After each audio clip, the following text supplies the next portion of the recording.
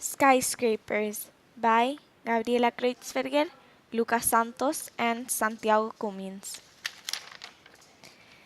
The skyscraper was invented in the 19th century. It was a home insurance building located in the northeast corner of LaSalle and Adams Streets, Chicago, known as the first skyscraper. By the 1880s, the land that was assigned for building wasn't enough for the population. The solution was to build up. This problem was very serious because there wasn't enough space for the growing population to live in. An Englishman named Henry Bessemer invented the first process for cheaper mass producing steel.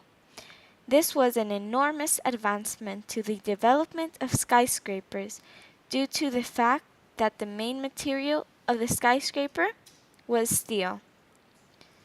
Some obstacles the innovators had to overcome were to find a way to transport people up and down, build a construction that was earthquake resistant, and the cost of the skyscraper. According to Javier Roig, the land was becoming more expensive. Skyscrapers were a good solution because people were making a better use of the land in the city.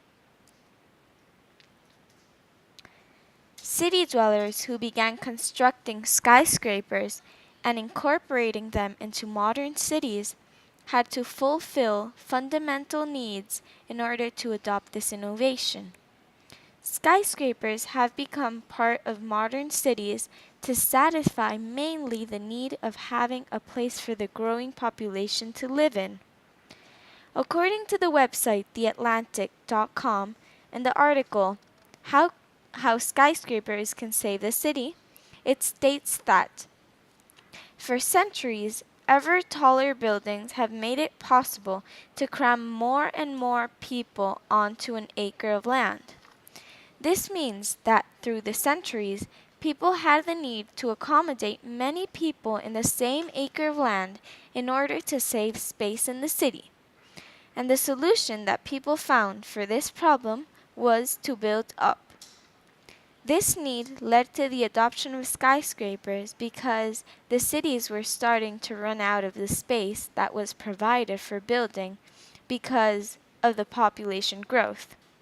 The solution to this problem was to start growing up and down instead of expanding to the sides.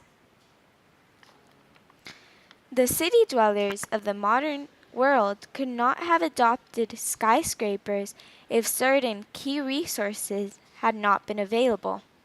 The most important resources that led to the adoption of skyscrapers in modern cities had been the elevator and the development of a new and more efficient way to produce steel. According to the website popularmechanics.com, a tallest building's not such a marvel when you have to take the stairs.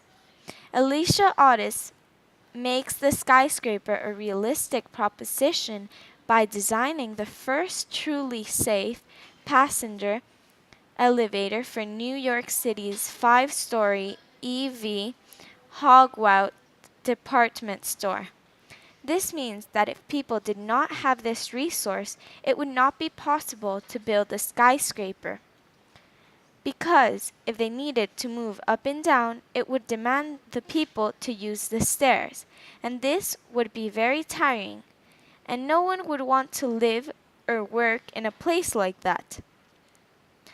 According to the same website, Sir Henry Bessemer patents an affordable method of mass-producing steel, blowing oxygen through molten pig iron to remove impurities. The innovation changes architecture from the ground up. This means that only with this method of producing steel, people could build secure and reinforced skyscrapers. Skyscrapers are very tall buildings that need a way to transport people up and down. The elevator was used for this. Skyscrapers were built when there was a growing population, and the area used for building did not respond to the need of a living for the whole population, so they started to build up.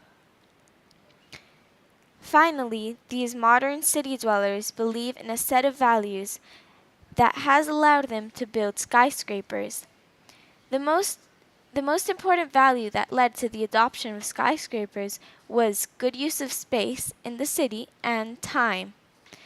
According to the website theatlantic.com, height has been seen both as a symbol of power and as a way to provide more space on a fixed amount of land.